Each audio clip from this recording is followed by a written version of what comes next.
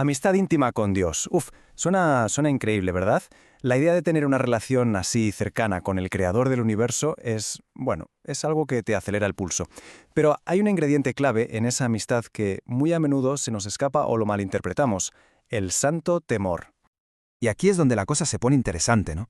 La gran pregunta, que parece una contradicción.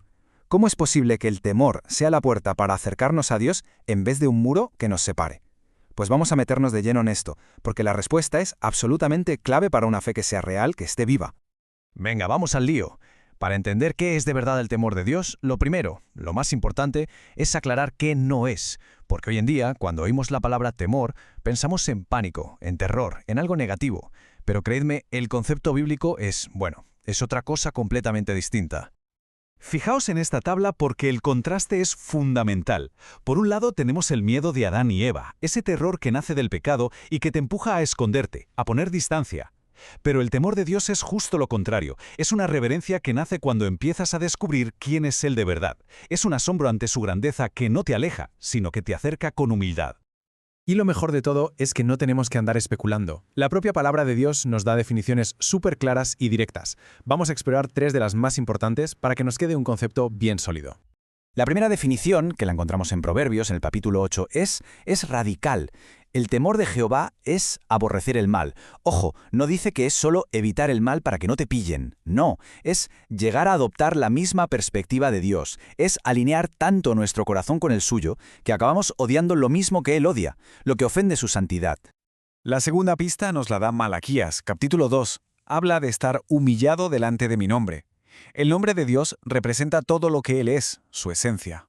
¿Recordamos cuando se le revela a Moisés como el Yo soy? El que es por sí mismo, perfecto, completo, el que no necesita nada. Pues temerle es sencillamente reconocer nuestra pequeñez, nuestra total dependencia frente a su inmensidad. Es una humildad que nace del asombro, no del miedo. Y la tercera definición, que está en el Salmo 33, es una invitación a quedarnos con la boca abierta, a un asombro devocional. Tema a Jehová toda la tierra, porque Él dijo y fue hecho. Se trata de maravillarnos ante su poder, el poder de aquel cuya palabra basta para crear y sostener universos enteros. Reconocer que su autoridad es absoluta y su palabra es definitiva.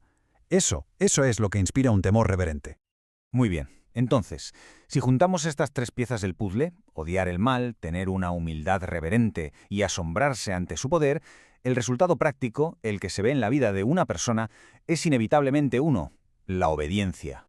El ejemplo más potente de esto nos lo da Abraham en Génesis 22. Después de ese acto de obediencia que nos deja sin aliento, el ángel no le dice «ahora sé que me amas», que también era verdad. Le dice algo más profundo: «ya conozco que temes a Dios». Su obediencia total fue la prueba visible, la evidencia de ese temor reverente que había en su corazón. Y en el otro extremo tenemos a Jonás, que es la historia de aprender por las malas. Él decía que temía a Dios, pero cuando Dios le pide que vaya a Nínive, ¿qué hace? Sale corriendo en dirección contraria. Su desobediencia, que en el fondo era una falta de temor real, lo llevó directo a la tormenta y al estómago de un gran pez. Y fue solo ahí, en medio de la crisis y el arrepentimiento, cuando por fin entendió y obedeció. La lección que Jonás tiene que aprender y que nos sirve a todos es brutalmente simple. El camino de la obediencia a veces puede parecer cuesta arriba, difícil, pero las consecuencias de la desobediencia, de no vivir en el temor del Señor, son siempre, y digo siempre, mucho más duras. Pero claro, vivir en el temor de Dios no solo nos lleva a obedecer, también nos da acceso a una de las recompensas más bonitas y prácticas que existen: la verdadera sabiduría. El Salmo 111, versículo 10, nos suelta una de esas frases que son un pilar para toda la vida. El temor de Jehová es el principio de la sabiduría. Fijaos que no dice que es una parte de la sabiduría o un resultado, no, dice que es el principio, el cimiento, el punto de partida. Sin un temor reverente a Dios, simplemente no puede haber sabiduría real. Y es súper importante entender a qué se refiere la Biblia con sabiduría. No habla de tener un coeficiente intelectual altísimo ni de acumular datos. Es algo mucho más hondo. Es la capacidad de ver el mundo, las decisiones, las relaciones, todo desde la perspectiva de Dios. Es vivir alineado con su realidad.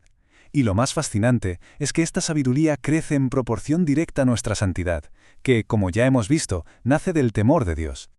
Así que, si lo unimos todo, vemos que es como un círculo perfecto y virtuoso. Cuando abrazamos un santo temor de Dios, todo empieza a encajar. Empezamos a odiar el pecado como Él lo odia. Vivimos con una reverencia y un asombro constantes. Eso produce en nosotros una obediencia que sale de dentro, que es voluntaria. Esa obediencia nos abre la puerta a la sabiduría divina. Y todo este ciclo, ¿a dónde nos lleva? Pues de vuelta al principio, pero de una forma mucho más profunda, a una verdadera amistad íntima con Dios. Claro, todo esto está muy bien como concepto teológico, pero no puede quedarse ahí.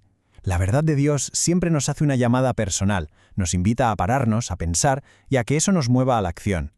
Y así, este recorrido nos deja con una pregunta muy personal y directa. No sobre un gran plan de vida, sino sobre hoy, sobre este momento. ¿Qué pequeño paso de obediencia, nacido de un temor reverente a Dios, podría ser la evidencia de que todo esto es real en una vida? ¿Qué pequeño acto podría abrir la puerta a más intimidad y a más sabiduría? La pregunta queda ahí, en el aire, como una invitación personal a reflexionar y a actuar.